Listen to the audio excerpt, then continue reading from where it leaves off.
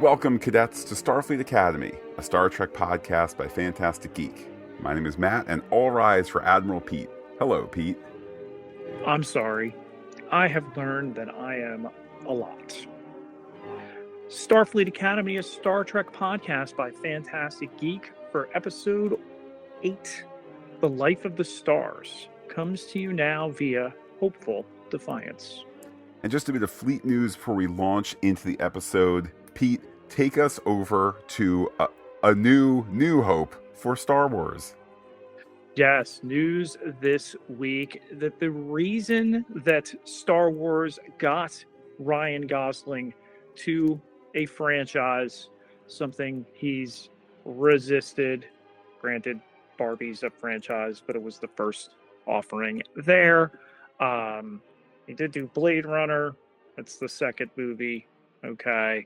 But getting to Star Wars here, what lured him was Sean Levy's enthusiasm, vision, and of course, the script. Pete, I know in part of our Stranger Things discussion that we did in December and January, I was having a little fun with the forward face, the front face of Sean Levy in terms of him always just being enthusiastic and having a story that ends with an anecdote from the heart. However, the fact that he does that all the time, and the fact that Ryan Gosling is responding to enthusiasm and vision and story and so forth. Look, Sean Levy's doing a lot right. He's been doing a lot right for 10 plus years across a variety of properties.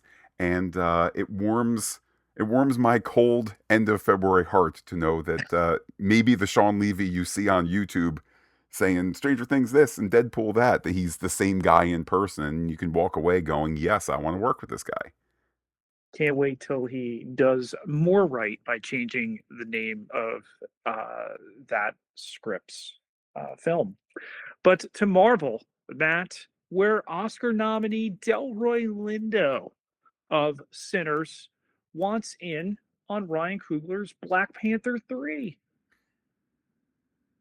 Let's make Black Panther 3, please. Let's get Marvel out of this. It's being made, man. It's coming. All right. You've already had Coogler slip that he's building around Denzel Washington, that he'll be in it. But yeah, you could do a whole lot worse than to add the long overdue Oscar nominee Delroy Lindo.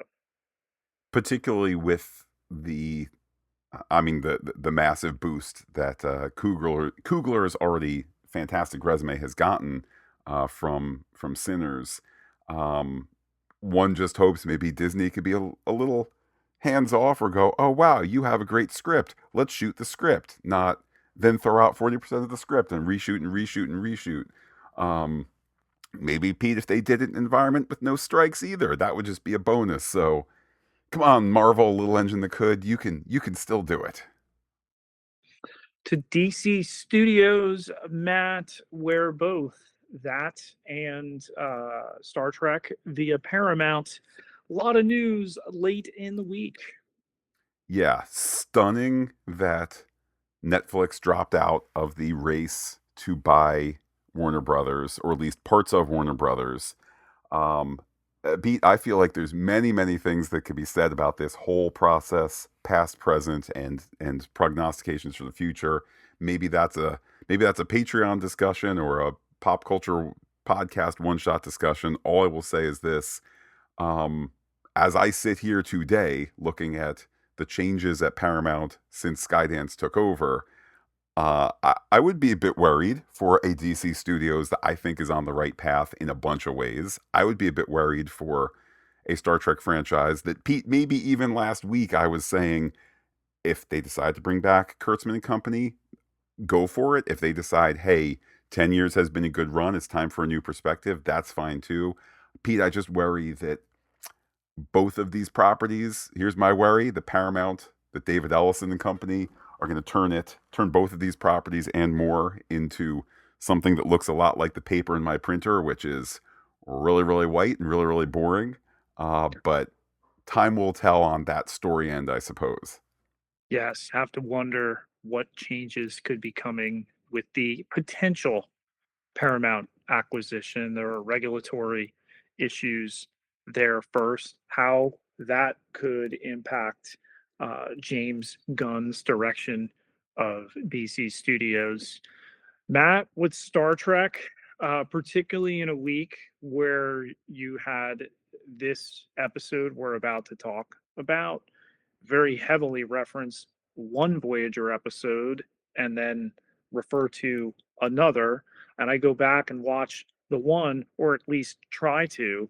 And can we, with the acquisition here of Warner Brothers and their assets, perhaps jettison the Paramount Plus technical people and bring over HBO Max's technical people so we can have a superior streaming experience instead of one that is continually dropping out?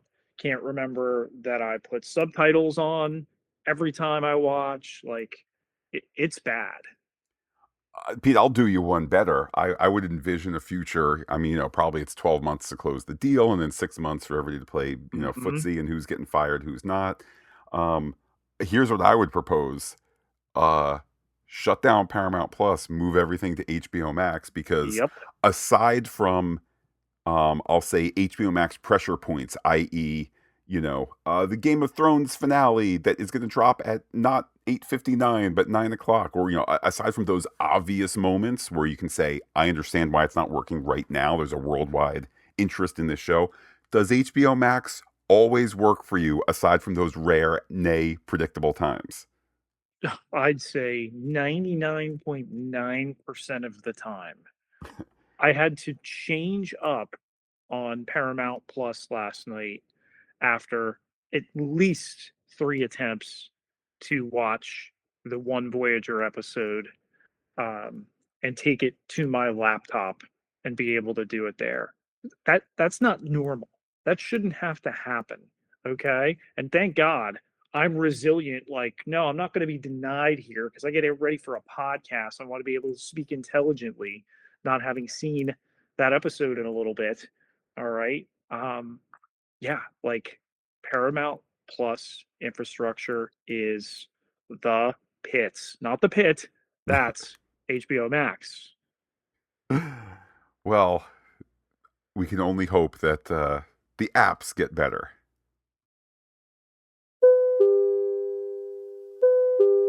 And now, class is in session. Against the backdrop of Alcatraz at sunrise, the doctor records a personal log on Stardate 869372.1, quoting our town and pondering how many dawns he's seen alone. Further muses on the nature of time as both the cadets, humans, organics, and his beast, but biting them differently. We also see that Tarima is returning today with an evolved neuroinhibitor, and she's being transferred to the Academy, which I must say, Pete, as the Academy series has been celebrating people wrapping on the second, currently final season. One little bit of quote unquote spoiler that had escaped and caught my eyes was, look, Tarima is in an Academy outfit. And I said, oh, okay, probably. I'm not super surprised. She's a cool character. Don't get rid of her. Okay. And then in this episode, there she is earning belabored with that uniform. So I said, okay, I was spoiled for about 36 hours. Not too bad. Tarima, the body is healed, but the mind and spirit will take more time. Ake says that this transfer from War College to the Academy was done by the administration, not Tarima. And the doctor notes that another psi blast could kill her, which I think, Pete, is story code for that really cool power that we saw is now not something that's going to be on the table every time this baddie and that baddie and the other baddie arrives. It's like she can't do that anymore. So don't you kids at home think she can psi blast anytime. I mean, until she pulls it out again, right? Or grows past it. It's a couple lines of dialogue. He talks about how she saved lives at great personal cost to herself. I think it's pseudo on the table still.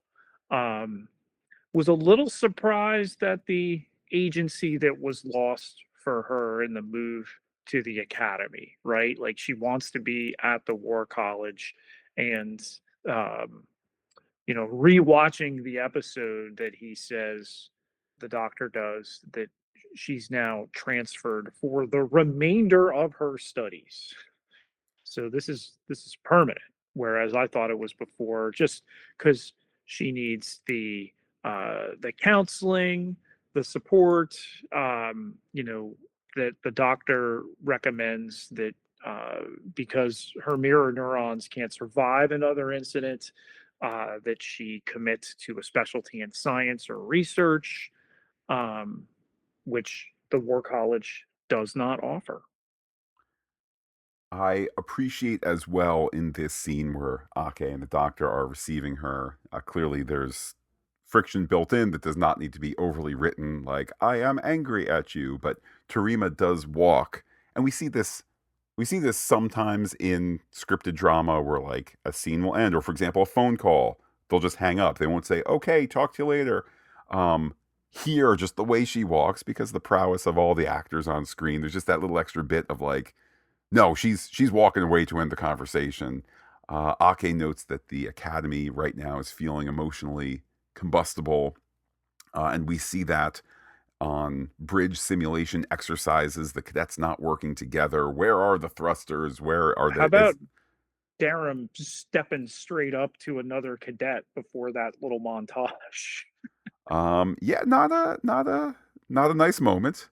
But there he is back to what did we say at the end of the last episode? There he is to being a, well, Pete will say a jerk face. Yes. Um, and in the bridge exercises here, they lose the mission. Simulation over. All is lost.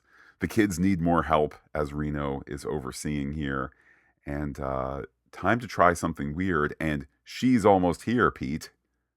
Yes, the serious reinforcements, of course, the audience mostly ahead of what's coming here. The question of ought they to do this? Uh, yes, they ought. And cadets being redirected by their pads to a different location for class, a little bit of recap there between roomies Sam and Genesis over a toothbrush that got dropped in the toilet there.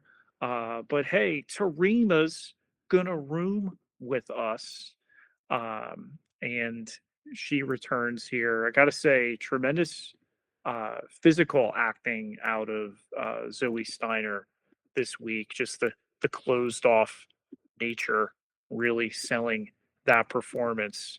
But wakey wakey Raktajino and Bakey, Matt, it's Lieutenant Sylvia Tilly of Star Trek Discovery.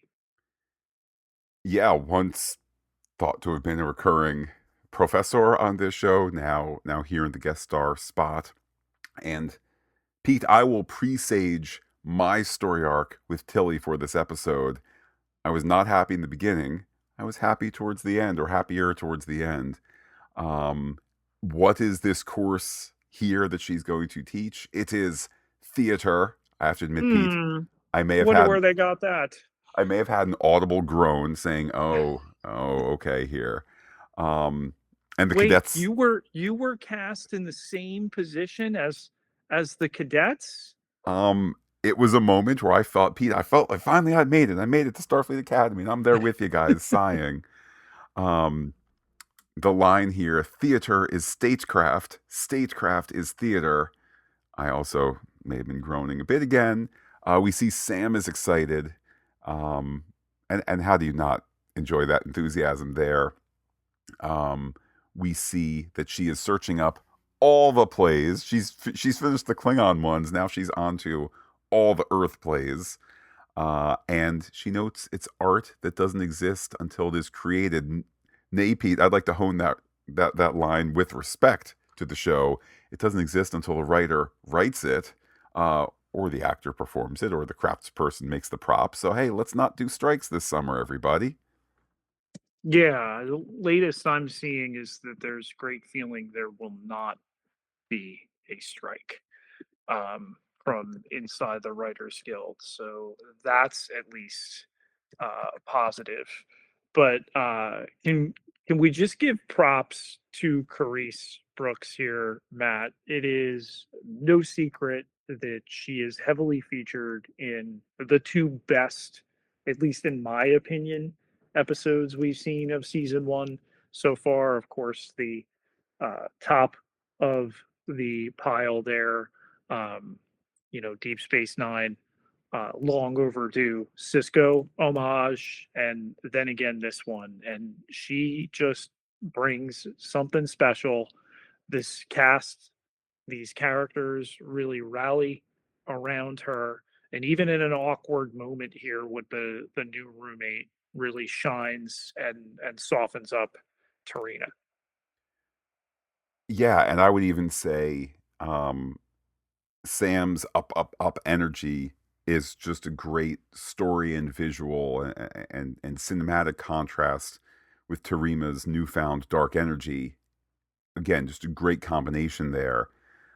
We head to the credits, and then Tilly is received by Ake and Reno with the barest recap of Tilly out of time, which I just thought was interesting. I think, if nothing else, it's saying, unlike the Deep Space Nine Legacy episode, or unlike some of the Voyager Legacy stuff later in this episode, and Pete, I'm not throwing rocks here, I'm just observing. Clearly, the decision was made to not be like, let's have a line where she says, so there I was, same as Reno, 900 years ago. It's just, what was it? Sisters out of time, ladies out of time. Mm-hmm. Um, then Ake notes that the students need trauma counseling that doesn't appear as counseling. Starfleet helped Reno and Tilly after their great losses. And interesting camera choices here, Pete. A lot of close ups for Reno, two shots of Reno and Tilly. Um, again, just interesting. I feel like there's almost a behind the scenes story I want to hear, but I don't know exactly what it is. I'm just seeing whispers and echoes that have reached the final product. Not only is this set of the Chancellor's office awesome, I want to be in this scene with them, right? What are we having? Something with a proof. So a group of you know bad ladies getting together here to talk about how they're going to fix a problem. Speaking of problems, later, Tarima is walking. Caleb joins her. What's she looking for? Well, she walks off. We have Jaden talking about Klingon drama, including the reference there, Pete, because Klingons, we know they're extra. We've seen it in Mm-hmm. Next Generation. We've We've seen it seen the in Discovery. streams. We've seen the street. So the quad testes, okay. Quadra. Pardon me, Pete. I'd hate to Yes. get that Yes. wrong. If there are two, stands to reason there'd be four, right? Uh, I can't argue with that logic. Except on B4, there'd only be two. Jaden sneezes. Reference is made to his cold not being treated, so he's put into quarantine. I found this interesting too, Pete. I know he shows up Mm-hmm. later in the episode. Clearly, this story ultimately is not concerned with, at least here, I don't know, maybe there's a big secret virus for episode 109, but I had just wondered, is it a little time off because of the makeup, time off for the actor? Is it, I don't know, they're doing reshoots for the Jaden centric episode? You don't always assume these episodes are shot in complete chronological order and so forth, but I just thought it was interesting. We kind of put Jaden on ice for parts of this episode. So we've learned since last week there was a scene shot with Darum's mother that did not make the episode. So similarly with this one, I'm like, does he actually have a cold? They've written it in. They gave him some time off. Like, what is happening with his curious absence in the middle portion of this episode? That the story just not serve him.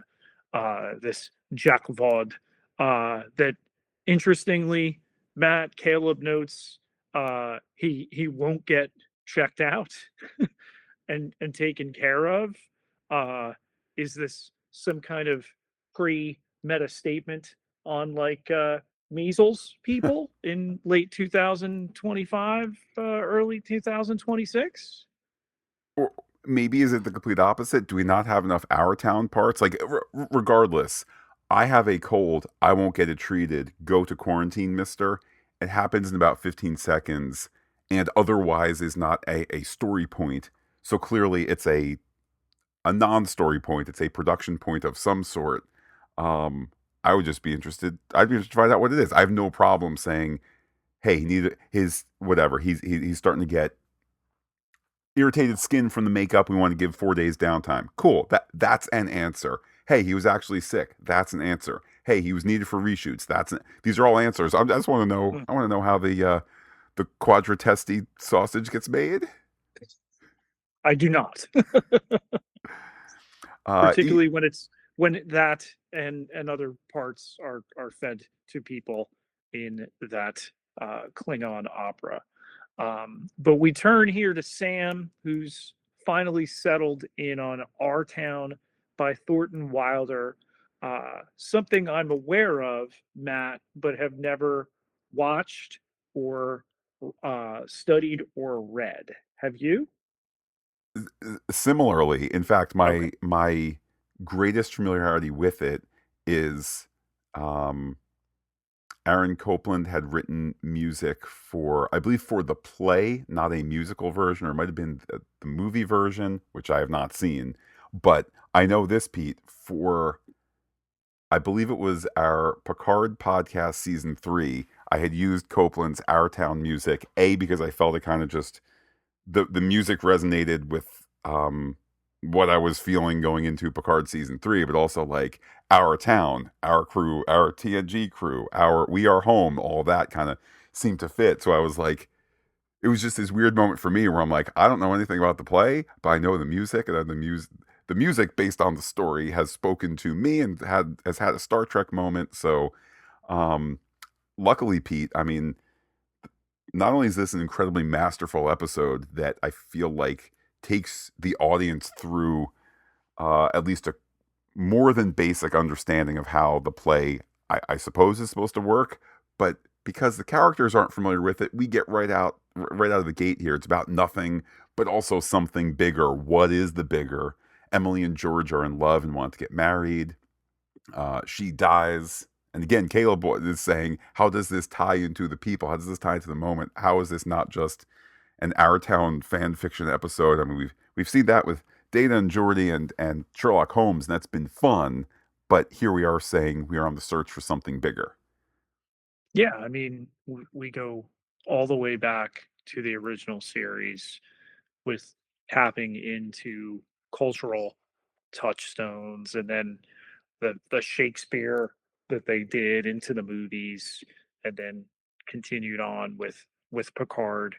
Um, so it's Tilly here that decides, okay, that's going to be the one we all study as a group, and giving out those parts there.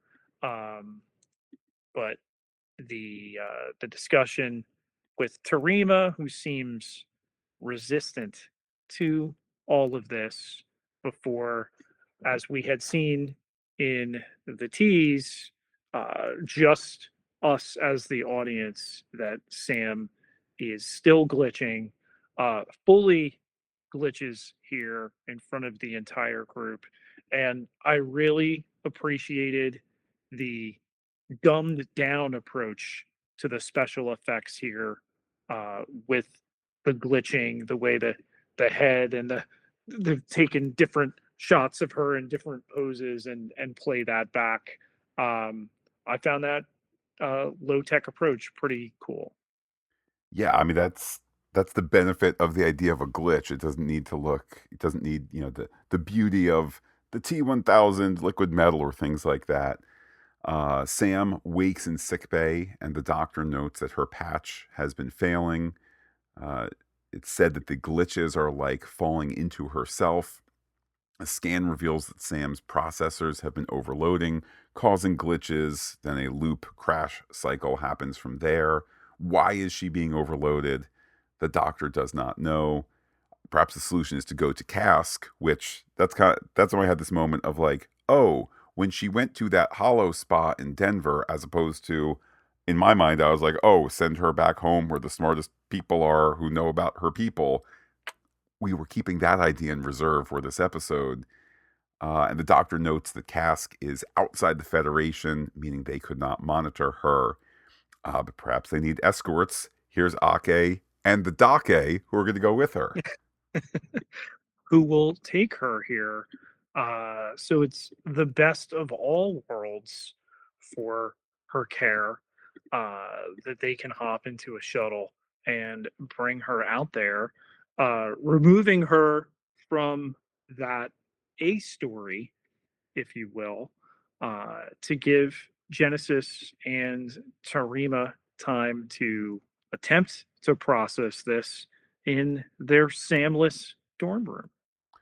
By the way, Pete, I will mention that the 1940 movie version of Our Town, there have been others since then, looks like it's widely available, whether it's Prime Video, Pluto TV, Tubi, Hoopla, that's your library app. And that's just 1941, so some some bonus viewing for anybody who's so inclined. Um, Paul with Newman did one in 2003, and that's well regarded and available on YouTube. Even better. Um, Back to our exploration here of Our Town vis-a-vis the episode. Genesis and Tarima go to their quarters, seeing that Sam is gone, kind of suddenly gone. They know about the glitching aspect here. Um, Tarima sees a note. Tarima, I love you, Emily. The scene then explains she's now going to play Emily.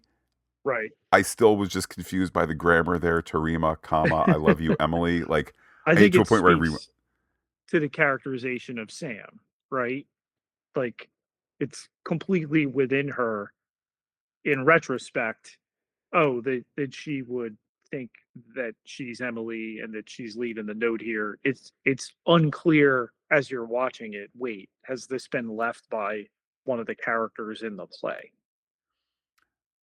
regardless, I don't mean, though I was legitimately somewhat confused in that moment, the scene has just such wonderful sorrow to it. This is the eighth episode that we've seen these characters and these actors, and moment after moment in this episode I was saying, who are these actors that have only shown up for this show? I don't mean this episode, but who are these people that's not like, again, there's just such potential here that really is shining through. Pete, it's almost, I wish somebody had told me that it takes like 7 episodes to really get to know who they are, and starting with the eighth episode, that's when the entire production can really marry the production end with the actor's potential. If only I had been told that once or twice on a podcast. Well, something we say all the time on the podcast is that if it's unclear, a line of dialogue is going to illuminate things. So for Tilly to tell them in um, the theateresque part of the atrium as class commences that Tarima, as she understands, will now be their Emily, they can begin proper to dissect and put on the play. Indeed, Tarima as Emily, now playing against Caleb's George. Darum does not see the point of any of this. After all, it's just a play about people expected to marry and be happy, leaving it too long before they say what they want. That in and of itself is a lovely moment, because I don't I don't think Darum knows what he's saying when he starts to speak. The actor does. The script is clear and all that. I don't think that Darum gets it. We get it partway through his statement that, wait, Darum is upset with this story because he's seeing Darum in it. And it's not oversold, it's not overwritten. There's not this moment of him going, whoa, but dude, it's actually my situation from last week. This is such a narratively mature episode, and we see it here. We see it as Caleb wonders if George wants what he shouldn't want. And Terima wonders if Emily simply cannot want to do this in the moment outside of a giant mental health moment. And again, me not being familiar with Our Town, although, yeah, Pete, I think I'm going to check out the Paul Newman one today, streaming on Canopy, which is another library connected one, maybe on Prime Video as well. Um, Me not knowing Our Town as the foundation, nonetheless seeing how these characters are rooted, these Starfleet Academy characters are rooted in the Our Town characters. It's just wonderful. All the while, we've got this dual layered trauma, right? There's what they suffered on the Mizuyaki that they're still working through, and now they're concerned for Sam. And Matt and I are understandably reticent to bring in our uh, full time gigs as teachers, but a real great moment written as a teacher here for Tilly. Um, don't speculate on what's going on with Sam. She's going to get help. You can't do anything. We have to stay busy. We have to get this play underway. You need the distraction. Our story moves on to the shuttle where Ake, I'll say it one more time, Pete, I'll have it on my system. Ake, Dake, and Sam prepare for Cask, a planet that moves because of its gravitational science, moves quickly through time. Hey, Pete, we've got three characters who are less concerned with aging. That works really well. Uh huh. And how will Cask, let alone the fact that it is that bit of science truth, here at the beginning of the Cask portion, ends up being our secret story weapon to solve the problem at the end, which I did not see coming. If anything, Pete, at this point, first viewing, I was saying, what's the Chekhov's gun thing with the toothbrush? The toothbrush is going to be something later on when she quickly shows the futuristic toothbrush. I'm like, there's a USB chip on there. There's the backup. There's the save a Didn't day. seem like there were any bristles. Anyway, It didn't seem like there were any bristles on the toothbrush. it's the 32nd century. I'm sure they use It's sonic sonic. stuff, yeah, Yeah. or programmable matter. Um, Mm-hmm. but either way, again, it's just a masterful thing here. We go, oh, okay, it's a weird time thing, and in no way did I flag it as that will somehow be the solution because she's got to live 17 years in weeks. Um, we have the doctor reflecting how will Cask perceive a hologram who spent his life with organics, given that the makers on Cask have built a holographic life without organics. And Sam sees the doctor as a mentor, but that is not his purpose. Kind of somewhat surprisingly so, because I have to admit, Pete, I had not committed all the Voyager episodes to memory. As for Sam's purpose, in essence, she wants to be human. Pete, she's our Data, Spock, etc., and she Mm-hmm. glitches, then enters sleep mode. Yeah. Hinting at this conflict within the Doctor that we saw a little bit at the beginning of the season, but is very clearly playing out in this episode. Taking us back to Caleb in his quarters, who is contacted by Terima, and then I did not quite understand this space that they're in with the background there and the plants. I mean, clearly it's a redress set. Um, but Tarima's not there to study. She's got a bottle of something. I would agree, Pete. Look, I understand we are reusing the AR Wall classroom set. That's fine. I also could tell you my mental map of Starfleet Academy, if it was real, Pete, most classrooms are the same size with the same arrangement and the board up front and the flag over there, or in this case, the AR screens so you can share things. Like, I'm not quibbling about that. We stick four vertical planty plant things in there and now say it's a completely different space.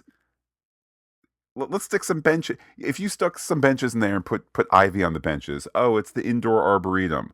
Okay, cool. Instead, I would agree, Pete. It's a little, um, it's a softly pedaled set here. But yes, Terima has been drinking. There's this sad weight to her presentation here, even in her kind of happy drunk smiles.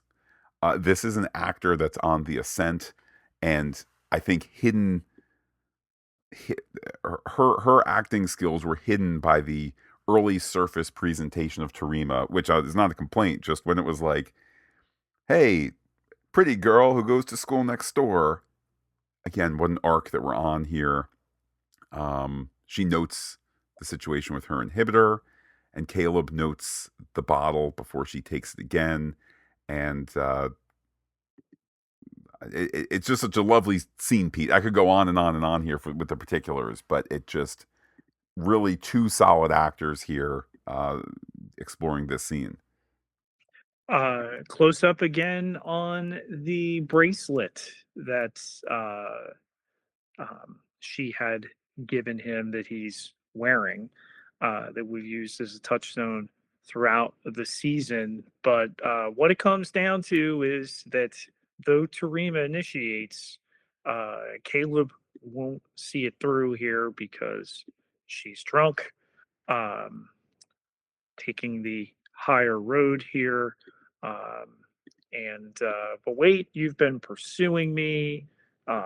It's the will they, won't they of this. Um, and the idea that Genesis is referenced in all of this, particularly after last week's episode where we didn't had Tarima and we had Caleb and Genesis, um, featured more heavily, uh, to then spin us to Genesis in her dorm room, studying our town. Yeah, and I think there's a way that this scene could have been overly written. There's a way where the instinct might have been, let's have Tarima continue to be um, self-destructive and lashing out against others.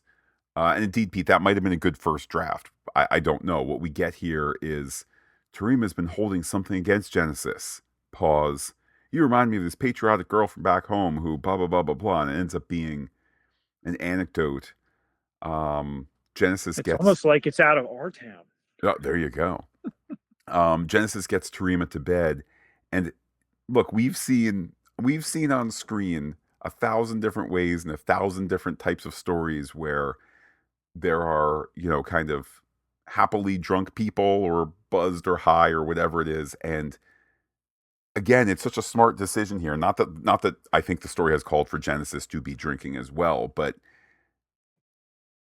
look, everybody, those who wish to indulge in whatever, you get a little sip of alcohol or whatever your legal thing might be, and relax and be a little silly and chill and get rid of the pressures of the day. Okay, fine.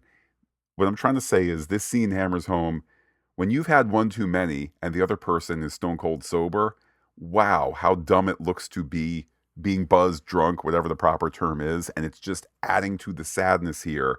And again, if this was bar scene, we had one a couple episodes ago, and Genesis was equally drunk, then it would be like good silly times. Look, Pete, they're safe in their dorms. They're being silly and a little tipsy, and they're of age.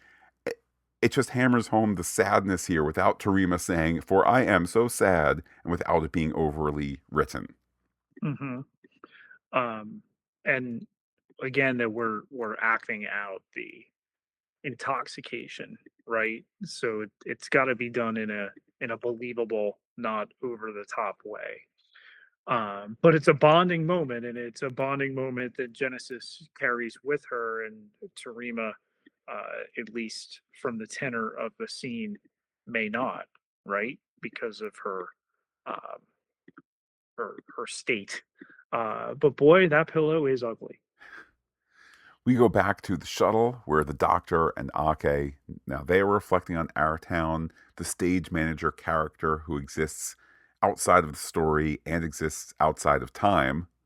Oh man, I just realized as I'm watching this, uh, the B story is continuing the theme of our town here, the exploration and so forth. We're told that the play begins and ends in darkness, muted minimalism, all until a character can look back. At that moment, when it becomes a memory, that's when color explodes. And when they arrive at this strange planet that initially the camera hints at this hard edge to whatever it is that we're seeing. I'm still not quite clear. Do we see a planet, a hollow emitter, this or that? Initially, I was like, oh man, they've done the Star Trek thing. The Borg are back. And instead, it was just, no, it's a weird planet for very weird people who we are not going to see in a physical sense. And hooray, Star Trek. Can we just talk about what a platform Star Trek has been and Academy now carrying over for Robert Picardo, right?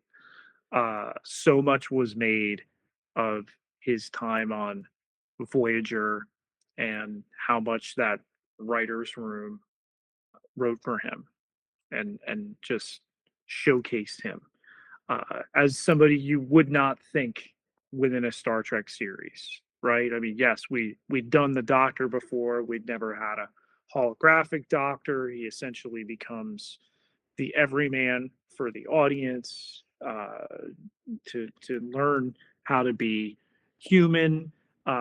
Essentially, you've referenced the data trope, the data of that series, and here in a second life, I mean, it's a short list, Matt. You know, it's him. It's essentially Michael Dorn. It's Sir Patrick, who really get extended time on more than one series. And I know it's funny. I guess the algorithm was in anticipation of this episode. I've gotten on Instagram, YouTube, whatever recently clips of Picardo Mm-hmm. at one some convention or another talking about how on the page the Doctor and the Voyager pilot, the Doctor was just the least interesting character, and there was nothing there, and it kind of was like, okay, a job's a job, but is this a job I want to do? Kind of nothing. And when he saw there was the opportunity to deliver a line in a grouchy way, and that might have been the direction by the director, or there might have been direction in the script, or whatever it was, but like that's when he said, "Oh, I got it. This guy is constantly irritated. That's my in." And then, as you're saying, Pete, for him to grow, I mean, nominally into, and not even nominally, he became the most important male character on the show. You might say, depending on where you rank Seven, you might say he was, the second place character overall when it was all said and done. Don't tell Robert Beltran; he's still upset. Um, but I think if nothing else, it's a reminder. These characters, aside from Pete's wisdom of the first 7 episodes it takes to solidify into what the series really wants to be and to know the characters and so forth, the Doctor in the first 7 episodes of Voyager was not the Doctor that we have now. It took time to figure all that out. It took time for that show to evolve into its best angels. The cinematography here, as we change to black and white, as we use the existing sets to stand in here for Cask and the way that photonics see the world, along with um, the petals there of the cherry blossoms in color. This is really compellingly shot. Yeah, particularly on the heels of, and I'll just imagine this discussion here. Hey, that arboretum scene with 4 vertical poles, reuse of a set, that was boring. How do we not do that again, seeing as how we have all this Cask stuff, which is reuse of existing sets? Yeah, and the minute it becomes black and white, but wait, with elements of color, now we're somewhere different. Yes, fine, they're being projected into a memory of home, which again, that's just a one line thing. I'm not being critical. That's a one line answer to explain why you are recycling sets. Okay, fine. No problem. Moving forward, I buy it because now it's the same but looks different. And indeed, Sam is asked to step forward. Do you trust us to swarm? That is a merging of the system. She will be examined. Indeed, she is. And the issue is severe, but not before the Doctor is reluctant to hold her hand, and Sam does step forward, and our mental projection of place now becomes sick bay. And her memories here that the doctor gets to examine, right? And his concern about growing too close to her as she's in the midst of this emergency, that the photonics are really at a loss to solve, bringing us back at a moment of highest tension to Act Three at the Academy. Yeah, why is the idea of marriage so painful to Emily and George? Caleb and Genesis can see that Emily has changed, and you can't stop that train. Occam shares too ideas about the lack of choice and the inability to go back. Tarima sees Tilly as pushing them to get them all to emotionally bleed. Tilly can't know, and they all can't know what's going on. But Occam, who Pete, this guy needs to be a full cast member for season two. He's doing a great Yeah, job here, and I think we kind of even me. I won't speak for you. Even me, who is consciously aware that Occam is the brother of Tarima, and he's been a great recurring character as oftentimes guy number five in situation. Just that little reminder, like he's the brother. He's been seeing this. He's been feeling these things, but he hasn't been able to share it. All that's kind of there with again without being overly stated.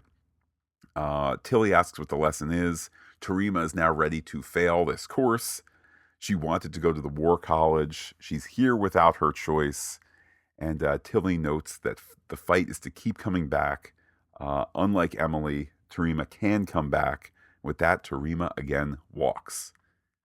yeah, the ghost girl um, trope within the thematic theatrical discussion here, um, taking us back to Cask, where we're told through Sam, the Photonics having swarmed her, there's no saving her, that this is terminal, that the doctor will not accept.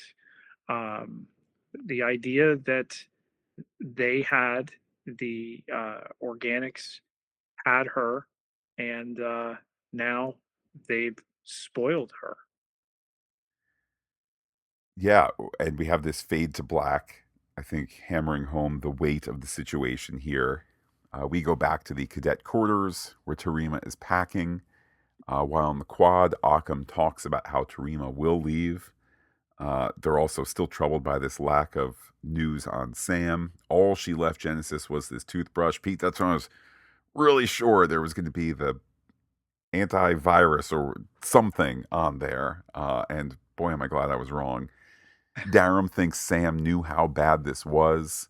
Sam picked the play that was about trying to hold on to both sides of things. And Occam reads the play proper, setting the start of it.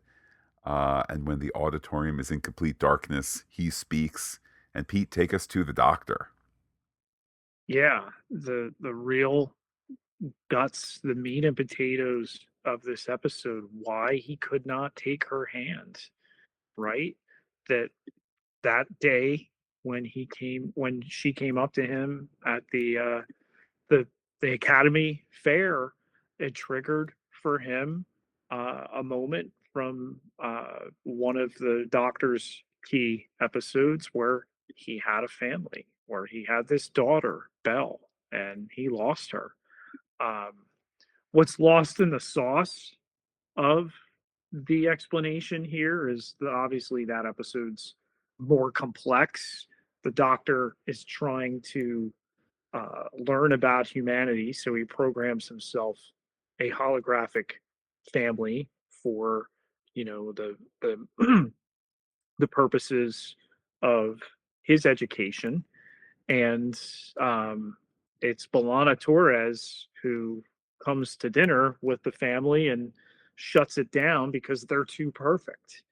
And they add some subroutines to make it more real. He's got a older son in addition to the daughter, and there's some tension there because he starts running around and trying to pretend he's a Klingon, falling in with a bad element. Um, and the daughter gets injured, has a brain injury that he does surgery on and can't cure, and they have to let her go. And it's the perfect vehicle for Picardo. It was towards the end of the third season, and they were finding their rhythm as storytellers on that show. I read something recently. The first season of every Star Trek show is its worst, and I can't agree more with that. And that only excites me for Starfleet Academy, given that they're wrapping up their second season. And also, it's apparently quite shocking. I'm very appreciative of the people who uh, add things to Memory Alpha and make Memory Alpha a vibrant Star Trek encyclopedia. I will say it's the following entry for this episode is a little snooty. It says the doctor says he spent a lifetime on Gotana. However, in blink of an That's a eye, different episode. nonetheless, I wanted to get it out while we're on the topic of his past experiences here. But he was on the planet for only 3 years, which was about 18 minutes from the perspective of Voyager and her crew. It's possible he was speaking metaphorically. Pete, can we give the doctor's flashback from 800 years ago? I don't want to say repurposed here, but here, given new life, can we give it a little leeway? Like Pete, yes, I think he was speaking metaphorically when he reflects on this stuff. Right. So yes, let's not lose. Well, the red button was pushed by Chekhov in 1967. Therefore, it's always a da da da. Like, can we look at the emotion here a little bit less of the well actually aspect of things? That Katana episode from season 6 of Voyager, Blink of an Eye, that's the one with the guy who's later on Enterprise and then was on Lost, Daniel Day Kim, Ah, which is a good one as well. But yeah, a little over the top in terms of I will now uh, explain this way too much, even for the Wikipedia of Star Trek. um, regardless, here with that flashback story now reignited for we the audience. The doctor says that Sam reminded him of his late daughter. Ake calls out for the makers, and it is reiterated here that they are not refusing to fix Sam. They simply cannot. Which, again, is another handy writerly thing. We cannot do it, period. We don't need to have positronic this and holomatrix that. Just, it cannot be done. Her experiences have moved her to a place the makers cannot understand. Trauma has flooded her, and she was unable to process the trauma. Then there's the question here, what if they could rebuild Sam and give her a childhood? That is how one learns to process trauma. But she would need someone, a parent. And the doctor says, no, he does not want to love someone like that again. Can't go through it. He's had that wound. He's never been able to fully process, right? So that it both happened 800 years ago and yesterday for him. That this is still so fresh, and ultimately relents, though, taking on the mantle that he will parent her. He'll parent her at cask, so that time dilation, right? Where we have what was it, 3 Earth days, is the equivalent of 5 cask years.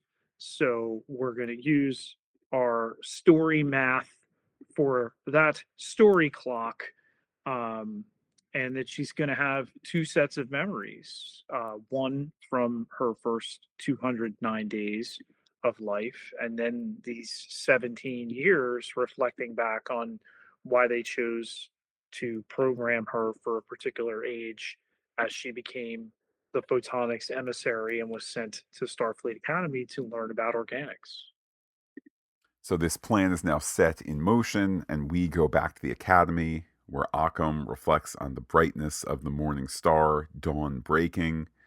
Intercut, we see the Doctor raising baby Sam as the play's dialogue narrates, including references to time spent in the garden, and we see baby Sam in the garden. The cadets are putting on the play, including Caleb and Genesis, now officially performing as George and Emily, respectively. Even the stars disappear as Sam's youth disappears into early adulthood, and Terima returns to the play, and the notion of life is embraced. Yes. uh, Bringing us ultimately to the teachers watching from the balcony there. Reno congratulating uh, the red Tilly, her old pal, that she's gone forward with in time, and now they're both making a difference for these cadets. Ake hugs Tilly goodbye, and Tilly and Terima have a moment together, and we're all able to reflect how the Academy is also a village against the stars. But Pete, take us to Ake's personal log.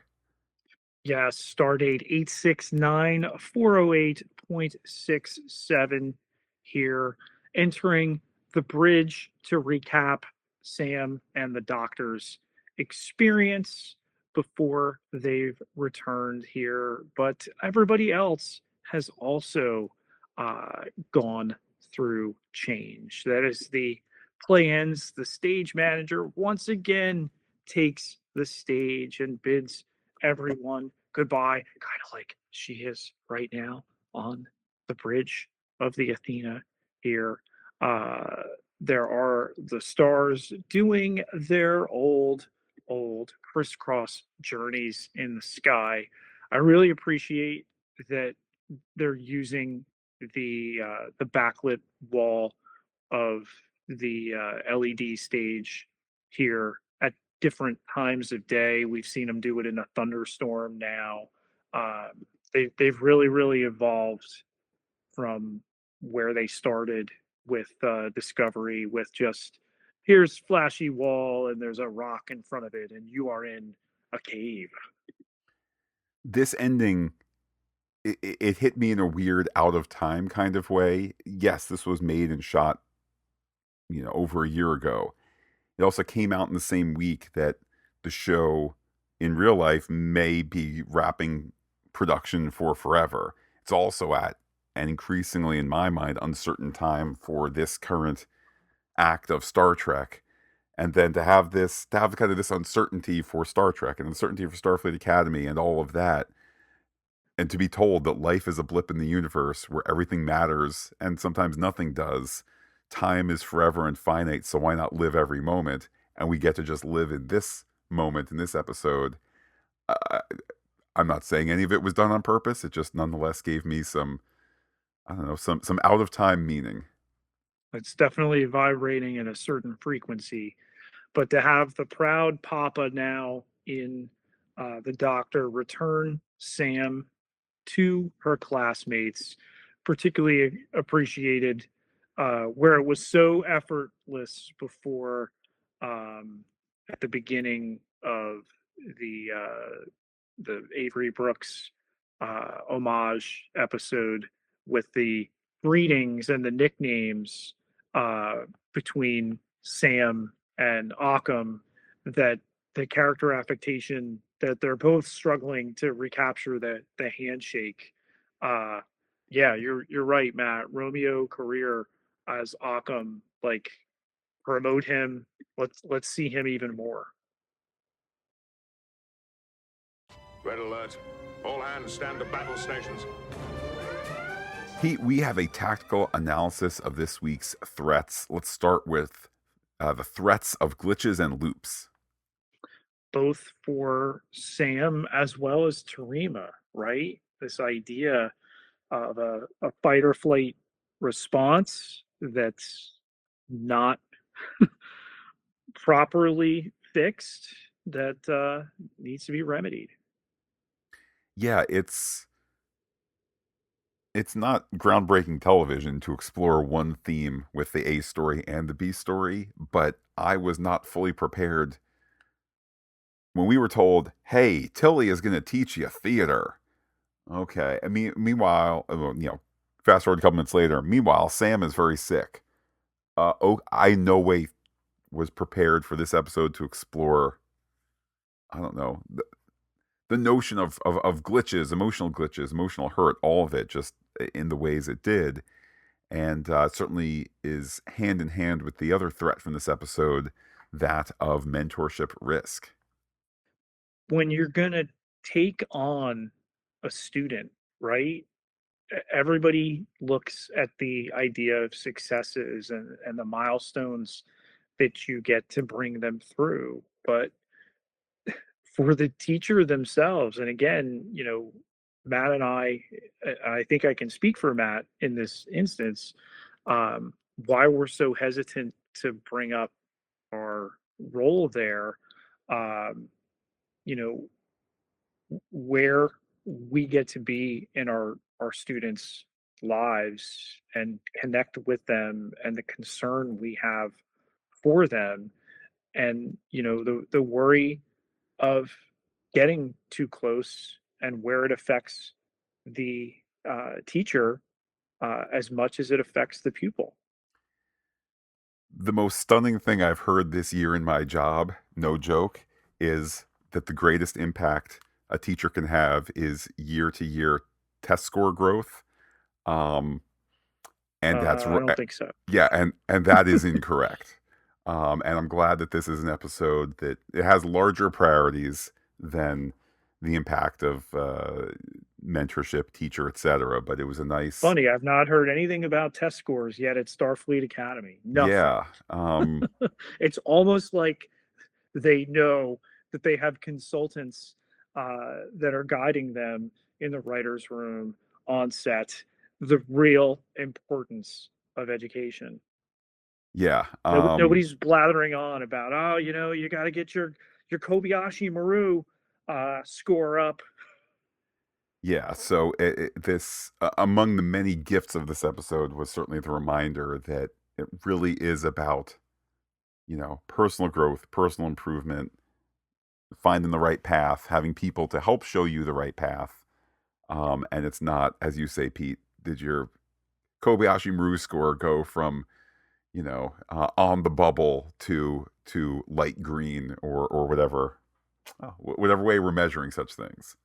Still want to get Kobayashi Maru in Starfleet Academy. Okay, I think it's vital. I think it's something in the writers' room like you have to have and eventually get to.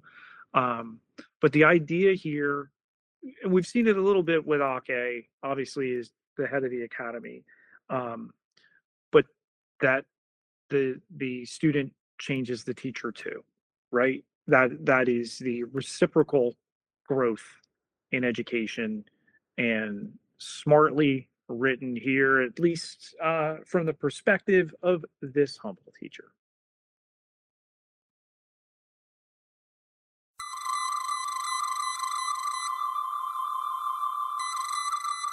Let's use our long range sensors to scan for some theories. So, Pete, I had wanted to track something that we have not talked about yet, and maybe it turns out Intranet was wrong. Because months ago, Jonathan Frakes, directing episode 9 of this first season of Academy, was understood to be the case. In recent weeks, I've seen him also listed as the director of the 10th episode, which did not jive with kind of what he's said, or you've referenced that he has not worked with Paul Giamatti, and I can't imagine Paul Giamatti not returning in 9 or 10, 9 and 10. Um, but I will say the evidence that I absolutely saw last week now does not appear on your Wikipedias and your memory alphas. So let's start there. Next week is the Jonathan Frakes episode. He's had many good episodes in this Kurtzman run. Maybe his latest Strange New Worlds was not the best script out there. But what are you expecting from the big Frakes episode? Two takes Frakes, baby. As far as experienced directors that they're bringing in, and who knows Star Trek, like he's the guy. Okay. We know that it's heavy. Haven't heard this from his own lips here that he gets to direct Tatiana Maslany, so to get Mom in next episode. There is no Giamatti in that episode through what he's said. I see that the episode is also written by, it's story by Kirsten Beyer and Kenneth Lynn, teleplay by Kirsten Beyer. A Kirsten Beyer presence does not always denote a deep, revisiting of canon and old favorites and so on and so forth. But it might. So, in addition to Caleb's mom now making a return here, do you think we have any? Do we have any crossover this? Do we have any time travel that? Um, any winking nods to other franchises or franchise? Do we have the holographic this or the time travel that, or is that asking for a bit too much? That I can't speak to. He calls it, though, part one of the two-part finale. Maybe that was a source of the misinformation there. I'll also say, Pete, there's currently no episode title for 109. Not that that is unusual as we record this. Um, I feel like a Frakes episode, penultimate one. Fine, Frakes is out there saying it's to rephrase your recounting of his words. It's kind of setting up the season finale and all damage that might be wrought there and so forth. So again, I'm expecting big things, and we don't have a whole lot to go by other than Thursday's going to get a day closer and a day closer still. So, with Tilly's return in her only season one episode, we certainly leave the door open. She comes from being on rotation with the third year students in the Beta Quadrant, that she could return in season two. Yeah, and I think she's used well here. I think that maybe fan appreciation of her. I mean, this way. Here's another way to put it. The Tilly character was meant to be a bit abrasive from day one, and she certainly evolved out of that.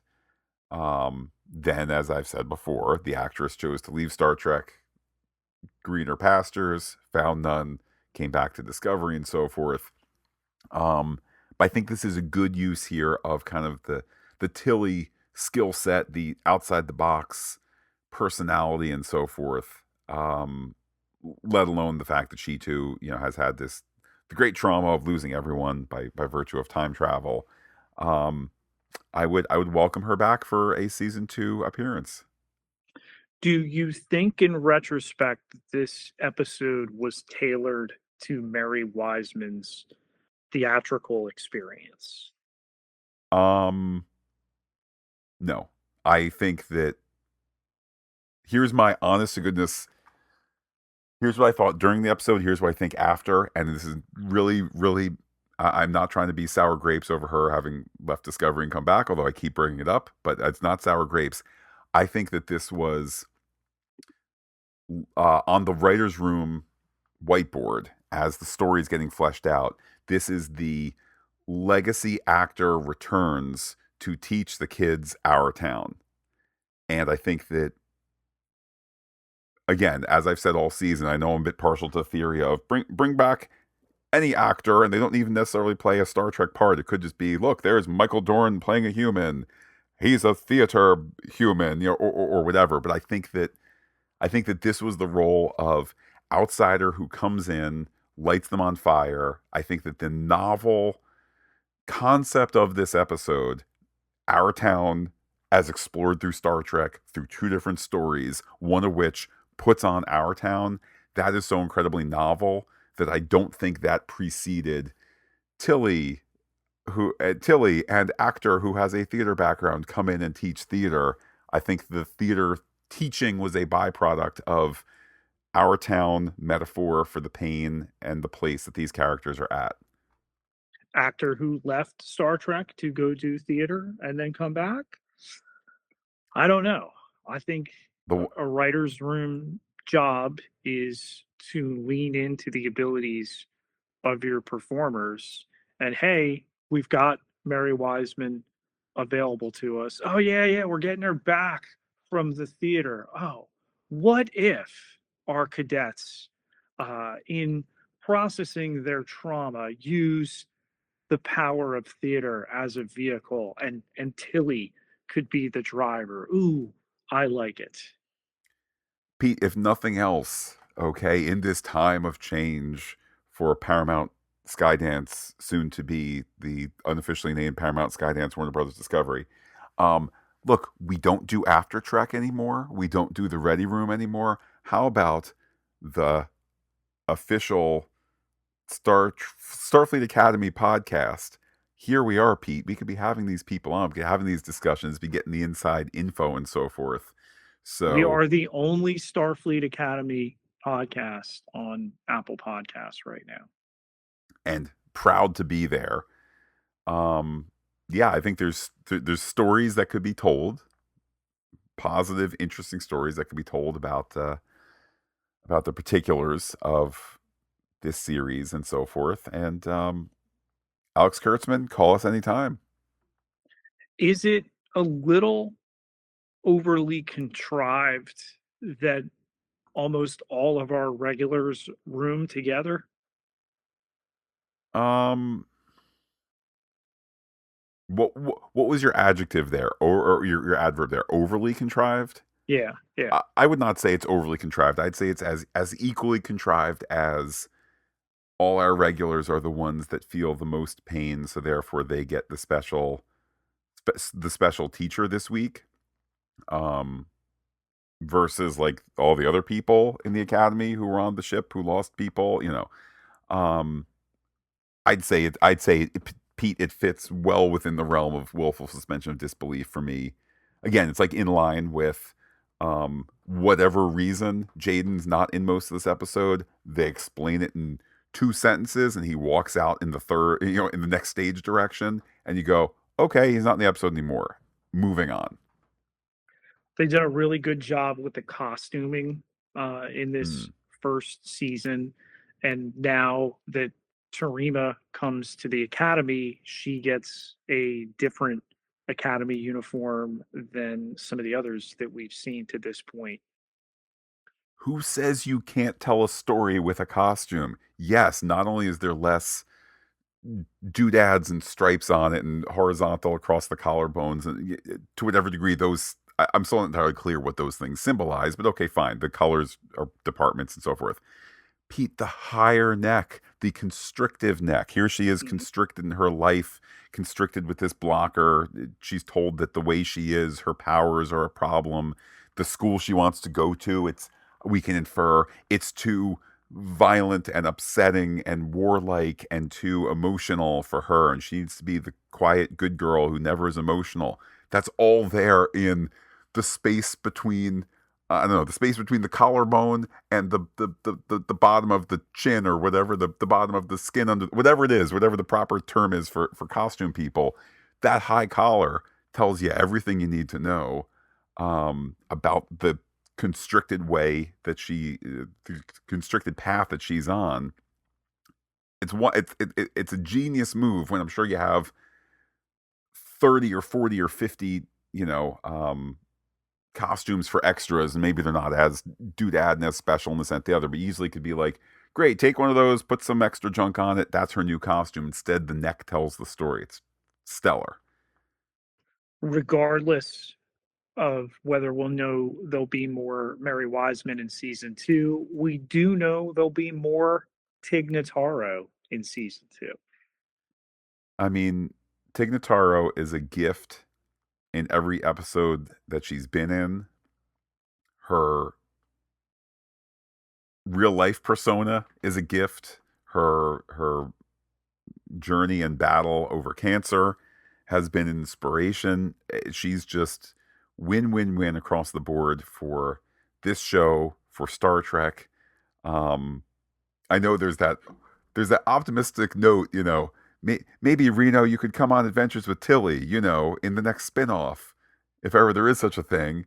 Um, I'll take it. You want to do? How about the Reno and Tilly Like, where's the one shot? Where's the short trek? Where's the whatever? Reno is just, again, a gift top to bottom. With that, let's open hailing frequencies. Hailing frequencies open, sir. To Twitter/X we go, and the poll was as follows. Pete, did it get 1 star Escape Pod? That got 10%. 2 stars Runabout? That got 10%.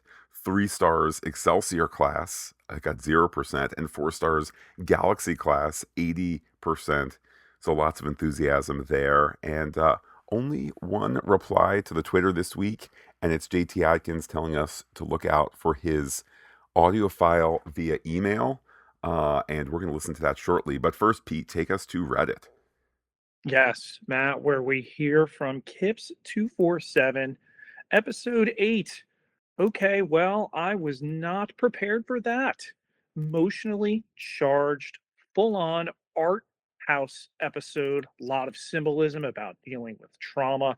Wasn't aware of the play they referred to, but assume it has similar themes that intertwined with our characters. Was a great episode for the doctor. He was excellent, as was Sam, and that conclusion for them was perfect. Both got what they needed to move on with their lives.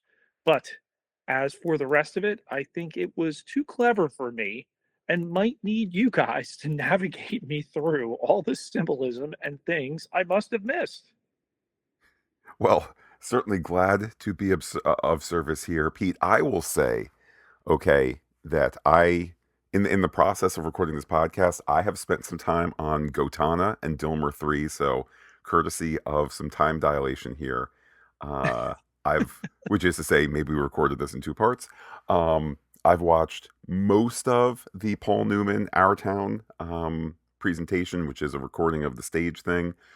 I can't say I'm loving it, but it's one of those things like, Pete, I don't want to sit through a 5 hour Hamlet production necessarily on stage, but I know it's good for me. So I've been watching Right.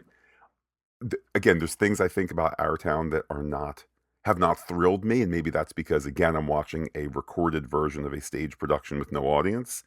Mm-hmm. Can't wait to finish it. It is considered to be the greatest American play of all time. So, I think the episode captured the important highlights and measured it through the story they were trying to tell. And I would encourage everybody, check out a version of Our Town. We said earlier, there's there's multiple movie versions. There's this stage recorded version. Check it out. It's good for you. Yeah, and to think that it's yet another piece of art that Star Trek, as a piece of art, has brought people to. Well, Pete, from one art to another art, let's now hear the words of JT Atkins. Hello, this is JT Atkins. I'm JTA is me on the social medias, and I'm here to talk about Our Town in Space. I thought I'd start with a joke, but seriously, this is a far, far better thing they have done than they have ever done before. A far better episode than I have ever known. I'm sorry, that was just something Spock was trying to tell me on my birthday. I'm joking, but I can't joke about this episode. This was so good. I mean, I don't want to lose sight, first of all, of the fact that it was great to see Tilly again. It was great, the stuff with Tilly and Reno, the stuff when they're together. It was awesome. Okay, this is Star Trek. We have the sci-fi stuff. We have a place you can be there for 17 years and it's only 3 weeks. A 900-year-old photonic doctor. And we have the Star Trek tradition of referencing classic works. But Trek was so incidental to this story. The characters' experiences so far, of course, was critical. But this episode was like an engaging meditation on love and loss and as they said in the episode, the aching suspicion that there really is something eternal. I mean, wow. I mean, I watched the episode. I just sat there afterward for a little bit, just thinking, wow, that was awesome. And then immediately had to go back and watch the last, I don't know, 8 minutes or so all over again. I mean, the whole episode was good, but the whole thing builds in such a way. And we got to those last few minutes, and honestly, I think I read Our Town in high school, but that was a long time ago in a galaxy not very far away. So I don't really know which parts of the episode were direct quotes from Our Town and what wasn't, but in a way, I don't care.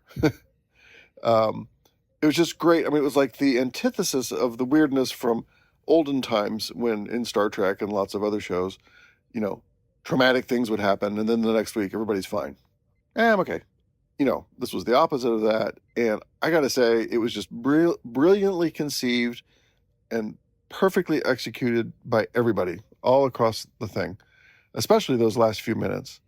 And the soundtrack, by the way, I thought was awesome. Just really matched. And then right there at the end, when it's really poignant and everything's just coming together, in comes a duduk, like the instrument they used a lot in Battlestar Galactica when things were sort of lyrical and um, sad but hopeful. A little nostalgia there.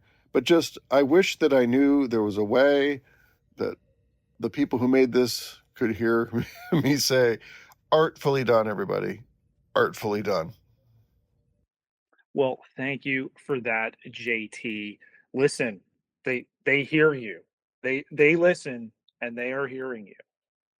I think an interesting, obvious effect of this episode is a bunch of us who, unlike JT, did not read this in high school or college, whatnot, are checking out the source material. And one other thing I want to highlight from his words are the notion that this both storylines here are a meditation on a certain theme, love and loss and all of that. And I wanted to highlight that this is also an episode that doesn't really have a bad guy. Like, in many ways, Hmm. and again, Pete, maybe I'm overly concerned now about the now not so new Paramount ownership, or Skydance ownership and all that, but like, this is not an episode that's like easily easy clips on TikTok or YouTube Shorts, right? It's not like steamy naked backs like last week. It's not, um there it sits kind of great Patrick Stewart, single 5-second clip sort of moments. It's exploring a mature, not X-rated, but a mature theme for an entire hour. And like, this is what we want out of Star Trek, not as much with Hmm. the run and gun. I mean, yes, there's a place for that, but it's that this just felt like 90s Next Generation. I don't know, reflecting on a theme. It was a lovely journey, and yeah, so glad to hear JT's words. Well, two things when you consider we're 8 episodes deep, and two of them have been truly, truly great episodes, right? That's a quarter of your run. That's super strong, right? And then that you're predicating this episode on a previous episode, as JT mentioned, right? To continue on, that you don't just wash away the trauma of the week before, that it's hung around for a couple weeks now, and that they need to digest it. Though they're kids, and we stress the resilience of the kids, right? That it's meaningful and that they can move on from here.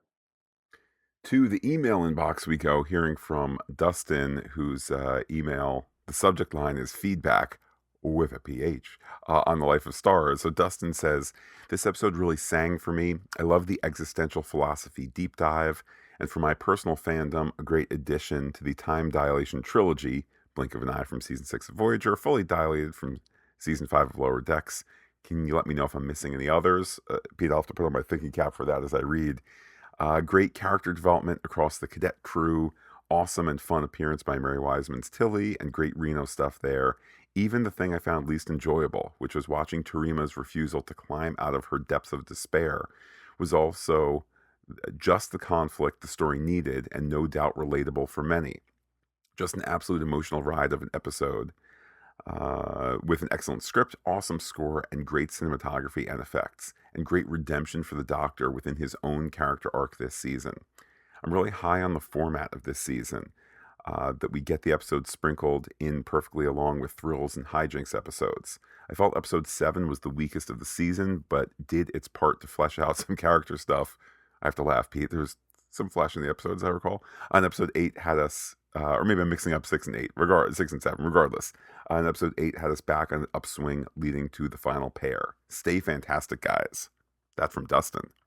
Yeah, I think we agreed that last week wasn't the best effort, right? And we've since seen some stuff, as we said, that perhaps they had trimmed back some cameos, or that the mom for Darum had been there. Actually, Kips247 had brought that up on our Reddit with a link there to a Cinema Blend article that they cut them out. So that may have been part of that one. Plus, you're gonna have peaks and valleys, right? Okay, to go high, perhaps highest high with that fifth episode, and then to go down a little bit, and then to come up here right before a two-part finale, like that's a good thing.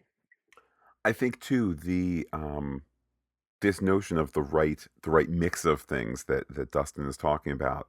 I think back to last season of Strange New Worlds, and I don't think that you nor I were, um, I'll say complaining for lack of a better word. We did not have the complaint that some people did about like too many sillies, or we just had a silly and now there's a light episode. Um, However, I think that was an interesting discussion to have for that season. That season of a show, I think I like better, and maybe that's just because it's 30 episodes deep and this is 8 episodes deep. But it wasn't until Dustin's email here that I started to think anything about the structure of thrills and hijinks versus deeper episodes. And I'm not disagreeing with Dustin in any way. It's just the fact that it hasn't occurred to me the flow of the season says the flow is imminently successful, as opposed to, well, that was kind of two sillies in a row. But I'm okay with that because times are dark and Star Trek has given me a chuckle. It's just this is such an organic presentation. It's really lovely. With that, Pete, let's hear from Fred in the Netherlands. Hello, Matt and Pete, and all listeners to Phantastic Geek. This is Fred from the Netherlands with a little feedback for Star Trek Starfleet Academy Season 1, Episode 8. And indeed, just a little feedback. I didn't like this episode too much. It was too theatrical in the sense of text of a theater play, all kinds of Shakespeare-like quotes. Well, I'm not a native speaker, so they didn't resonate with me.